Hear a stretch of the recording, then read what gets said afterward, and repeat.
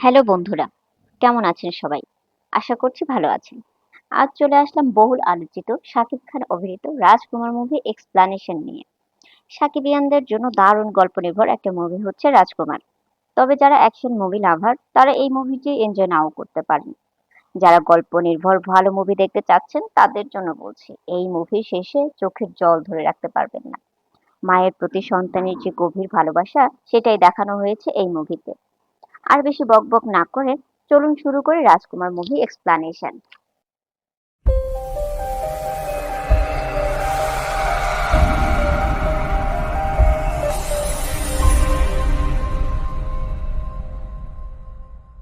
মুভির শুরুতেই সাদ্দাম ও তার বন্ধু যাচ্ছিল সাদ্দামের গার্লফ্রেন্ডের সাথে দেখা করতে, কিন্তু মাঝ রাস্তায় তাদের বাইক নষ্ট হয়ে যায়।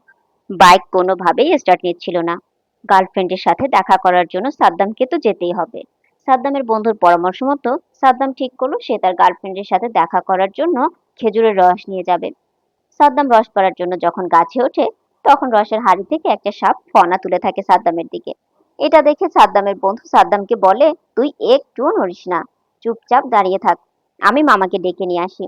তখন সাদ্দামের মামা বন্দুক হাতে নিয়ে হাজির হয়। আর এই দৃশ্য দেখার জন্য অনেক মানুষ সেখানে হাজির হয়। এখানে সাদ্দামের মামা হলো শাকিব খানের বাবা। তার মানে শাকিব খানের ফুফাতো ভাই হলো সাদ্দাম। মামা যখন ভাগ্নিকে বাঁচানোর জন্য বন্দুক হাতে তোলে তখন তার হাত কাঁপতে থাকে। আর তখন চারিদিক থেকে সবাই বলে উঠে, পারলে একমাত্র শ্যাম ভাই পারবে। এমন সময় সেখানে উপস্থিত হয় শাকিব খান। এখানে বলে রাখি, রাজকুমার মুভিতে শাকিব খানের নাম থাকে শ্যাম। শ্যাম তার বাবার হাত থেকে বন্দুক হাতে নিয়ে সাপের দিকে নিশানা করে। উপস্থিত সবাই এক দৃষ্টে তাকিয়ে থাকে সাপ মারার দৃশ্য দেখার জন্য। এমন সময় শ্যাম তার বাবাকে ব্ল্যাকমেইল করে বলল, আমাকে আমেরিকা যাবার জন্য 50 লাখ টাকা দিলে আমি এই সাপটাকে উড়িয়ে দিব। ওইদিকে তো সাদ্দামের ভয়ে প্রাণ বেরিয়ে যাবার মতো অবস্থা। তাই শ্যামের বাবা বেশি কিছু না বলে, না ভেবে রাজি হয়ে যায়। এরপর শ্যাম বন্দুক তাক করে সাপটিকে মেরে ফেলে। সাদ্দামের প্রাণটা রক্ষা পেল এই যাত্রায়। এরপর রাতে যখন সবাই একসাথে বসেছিল, এমন সময় শ্যাম তার বাবাকে বলে, আব্বা, আমার আমেরিকা যাওয়ার জন্য 50 লাখ টাকা দেন।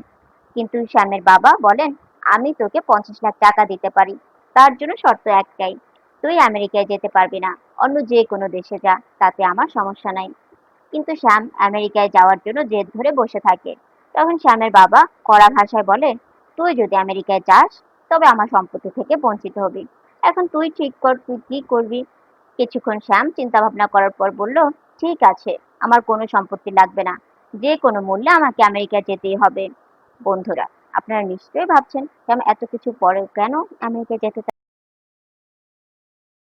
আমেরিকাকে নিয়ে। আপনাদের এইসব প্রশ্নের উত্তর রয়েছে এই ভিডিওতেই।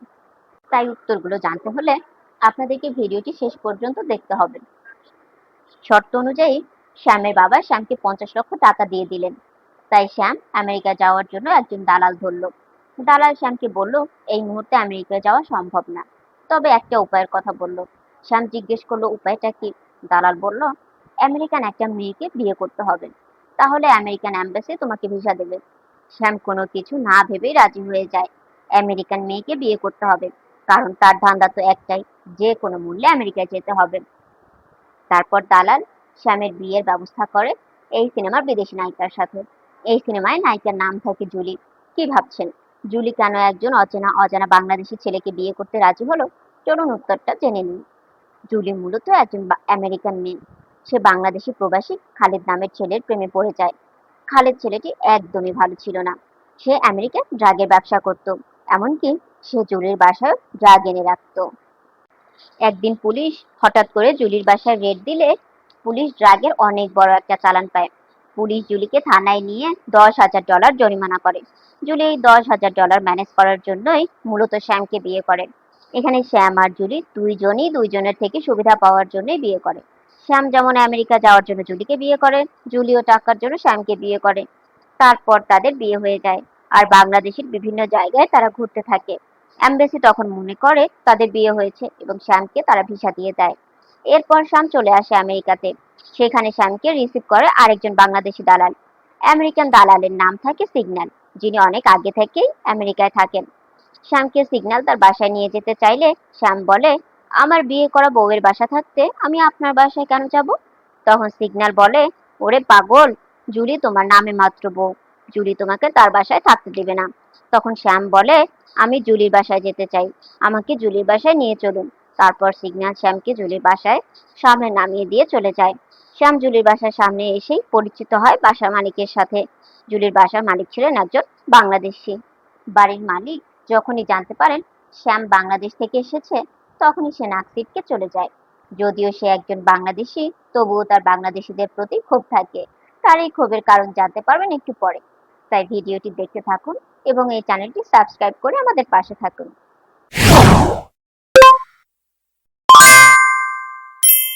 এরপরেই দেখা যায় শ্যাম জুলির বাসায় নক করলে জুলি শ্যামকে দেখে অবাক হয়ে যায় এবং জিজ্ঞেস করে, তুমি এখানে কেন এসেছো?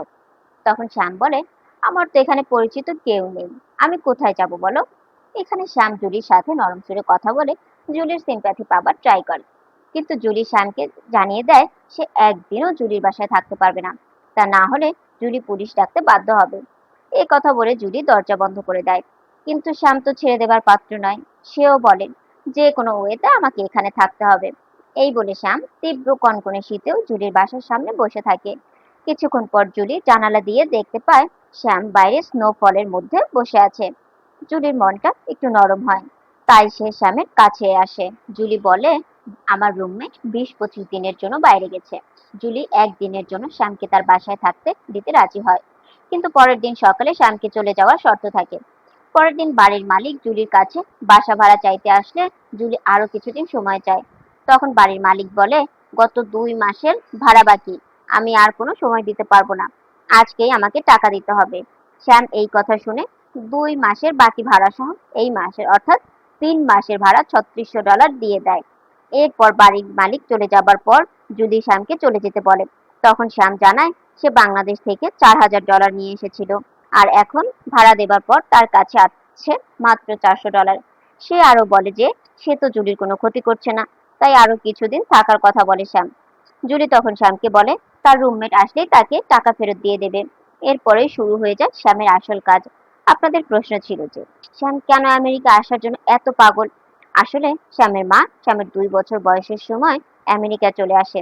তারপর থেকে শ্যাম তার বাবার কাছে বড় হয়েছে, তাই শ্যাম তার মাকে খুঁজতেই আমেরিকা এসেছে।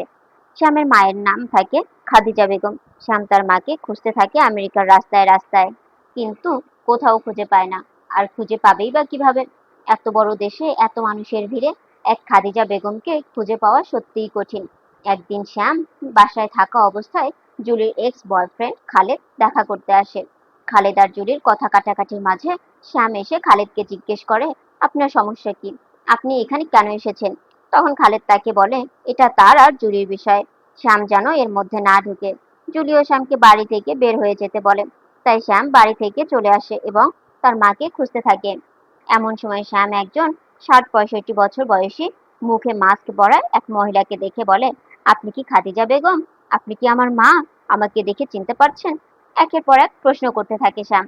সেই মহিলাকে কোনো কথা বলার সুযোগ দিচ্ছিল না। সেই মহিলা বারবার বলেছিল সে খাদিজা বেগম না। এমন সময় সেখানে 3-4 জন পুলিশ আসে। ওই মহিলা পুলিশকে তার আইডি কার্ড দেখিয়ে বলে খাদিজা বেগম না, কিন্তু উনি কোনোভাবে বিশ্বাস করছেন না। উনি আমাকে অনেকক্ষণ ধরে উত্ত্যক্ত করে যাচ্ছেন।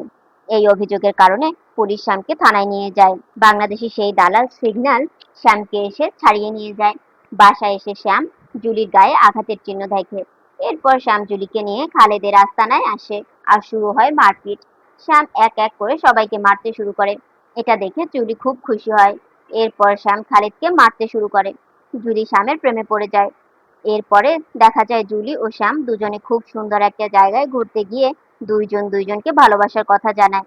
তারপর তারা দুইজন মিলে শ্যামের মাকে খুঁজতে থাকে। অন্যদিকে খালেদ তার রাগ পুষতে থাকে শ্যামের বিরুদ্ধে, আর দিন গুনতে থাকে কবে সে শ্যামকে হাতের নাগালে পাবে। এদিকে শ্যাম একটি বাংলাদেশি বীমা এজেন্সিতে যায় তার মায়ের খোঁজ নেওয়ার জন্য। সেখানে গিয়ে শ্যাম জানতে পারে খাদিজা বেগম এবং বয়স 60-65 এমন অনেক মহিলা আছে সেখানে। সেই বীমা এজেন্সি তাদের ইনফরমেশন দিতে অসম্মতি জানায়। তখন শ্যাম ওই এজেন্সির একজনকে কনভিন্স করে 3 জন খাদিজা বেগমের ইনফরমেশন কালেক্ট করে। এক এক করে 2 জন খাদিজা বেগমের বাসা চেক করে শ্যাম তার মাকে খুঁজে পায় না। কিন্তু তৃতীয় নম্বর খাদিজা বেগমের বাসায় গিয়ে জানতে পারে সেখানে তিনি থাকেন না। তবে সেখানে একজন লোককে জিজ্ঞাসা করে জানতে পারে যে খাদিজা বেগম পাশের শহরে চলে গেছেন। মাঝে মাঝে বাজারে লোকটির সাথে দেখা হয় খাদিজা বেগমের। লোকটি জানতে চায় শ্যাম খাদিজা বেগমের সম্পর্কে কেন জানতে চাচ্ছেন। তখন শ্যাম বলে সে খাদিজা বেগমের ছেলে। তখন লোকটি বলল, খাদিজা বেগম আমাকে বলেছিল তার একটি ছেলে ছিল, তার নাম রাজকুমার, সে বাংলাদেশে থাকে। এই কথা শুনে শ্যাম খুব কষ্ট পায়। জুলিকে বলে, আমি হয়তো আমার মাকে আর কোনোদিন খুঁজে পাবো না। সে মাকে খুঁজে পাওয়ার আশা ছেড়ে দেয়। জুলি তখন শ্যামকে সান্ত্বনা দিতে থাকে। আর তখন একটা কল আসে এবং তারা জানতে পারে জুলির বাড়িওয়ালা মারা গেছে। জুলির বাড়িওয়ালা মারা যাবার আগে স্বামীর উদ্দেশ্যে একটা চিঠি লিখে যায়। আর এই চিঠির মাধ্যমেই জানা যায় কেন তার বাংলাদেশিদের ওপর এত ক্ষোভ। লোকটির চিঠিতে জানা যায় সে একজন মুক্তিযোদ্ধা, বাড়ি রংপুরে, নাম কবির উদ্দিন। সে বাংলাদেশকে অনেক ভালোবাসে। সে তার সম্পত্তির সবকিছু শ্যামকে লিখে দিয়ে গেছেন। শুধু শ্যামের কাছে অনুরোধ ছিল মৃত্যুর পর তাকে যেন বাংলাদেশের কোথাও দাফন করে। আরেকটা কথা, বাংলাদেশিদের উপর তার কোনো ক্ষোভ নেই, কিন্তু সে দেখতো খালেদ প্রায়ই এসে জুলিকে জ্বালাতন করত। এটা দেখে তার কষ্ট হতো। এছাড়া আর তেমন কিছুই নেই। তারপর শ্যাম কবির উদ্দিনের লাশ নিয়ে বাংলাদেশে আসে দাফন করার জন্য। শ্যাম কবির উদ্দিনের লাশ পাবনাতে দাফন করে এবং বাড়িতে যায়। শ্যামের বাবা শ্যামকে দেখে তার কষ্ট আর লুকিয়ে রাখতে পারে না। ঘরের মধ্য থেকে শ্যামের বাবা শ্যামকে রাজকুমার বলে ডাকতে থাকে। শ্যাম বুঝতে পারে না তার বাবা কাকে ডাকছে। তখন শ্যামের বাবা বলে, আমি তোমাকেই ডাকছি রাজকুমার। তারপর শ্যামের বাবা শ্যামের মায়ের কথা বলতে শুরু করলো। শ্যামের মা শ্যামকে রাজকুমার বলে ডাকতো। তারপর সে জানালো তার মায়ের ছেড়ে যাওয়ার পেছনে কোনো দোষ ছিল না। শ্যামের বাড়ির পিছনে একটা পুকুর ছিল, আর সেখানে খাদিজা বেগমের যাওয়া বারণ ছিল। সেখানে গেলে শ্যামের বাবা শ্যামের মাকে তালাক দিয়ে দেবে। একদিন শ্যাম খেলতে খেলতে ওই পুকুরে পড়ে যায় এবং শ্যামের মা শ্যামকে বাঁচানোর জন্য পুকুরে নামতে বাধ্য হয়। যেহেতু শ্যামের বাবা শ্যামের মাকে কসম দিছিল, তাই তার মায়ের সাথে তালাক হয়ে যায়। এরপরেও তোর মা এসেছিল তোকে দেখার জন্য এই বাড়িতে, কিন্তু আমি তাকে এই বাড়িতে আসতে বারণ করে দেই। আর তাকে বলি সে যদি তোর মুখ দেখে তাহলে তোর মরা মুখ দেখবে। এটা শুনে তোর মা আর কোনোদিন এই বাড়িতে আসেনি। আমিও তাকে আর কোনোদিন দেখিনি। বাবা, আমাকে তুই ক্ষমা করে দিস, আমি ভুল করেছি। শ্যাম তার বাবার কাছ থেকে এই কথা শুনে মনে পড়ে যায় সেই লোকটির কথা, যিনি বলেছিলেন খাদিজা বেগম তার ছেলেকে রাজকুমার বলে ডাকতো। শ্যাম আবার আমেরিকা চলে আসে আর ওই লোকটির কাছে যায়। তখন লোকটি জানায় যে বাজারে খাদিজা বেগমের সাথে তার দেখা হয়েছিল। লোকটি তাকে শ্যামের কথা বলায় খাদিজা বেগম কোনো কথা না বলে সেখান থেকে চলে যায়। পরে জানতে পারে তিনি আমেরিকা থেকে একেবারে বাংলাদেশে চলে গেছেন। শ্যাম জিজ্ঞাসা করে জানতে চায় বাংলাদেশের কোথায় গেছে। লোকটি একটি চিঠির ঠিকানা দিয়ে বলে বাংলাদেশের এই ঠিকানা থেকে প্রায়ই চিঠি আসতো। এরপর শ্যাম চুরির কাছ থেকে বিদায় নিয়ে রওনা হয় ওই চিঠির ঠিকানা বান্দরবনের উদ্দেশ্যে। এরপর শ্যাম দেশে এসে চলে যায় ওই ঠিকানায়। শ্যাম যখন সেখানে পৌঁছায় সে শুনতে পায় তার মা কোরআন পড়ছে। আস্তে আস্তে শ্যাম তার মায়ের দরজার সামনে যায় আর কাঁদতে কাঁদতে বলে, মা, আমি তোমার রাজকুমার, তোমাকে দেখার জন্য কথা বলার জন্য কত জায়গায় খুঁজেছি। শ্যাম তার বাবার হয়ে ক্ষমা চায় আর বাড়ি ফিরে যাওয়ার জন্য অনুরোধ করে। শ্যামের মা বলে, আপনার সাথে আমার কথা বলার অনুমতি নেই।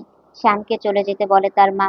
তখন শ্যাম তার মাকে বলে সে তার বাবাকে নিয়ে আবার আসবে তাকে নিতে, আর বলে যায় যেন শ্যাম ফিরে না আসা পর্যন্ত সে যেন আর কোথাও চলে না যায়। এই বলে শ্যাম যেই ঘর থেকে বাইরে আসে তখনই খালেদ তার বুকে গুলি করে।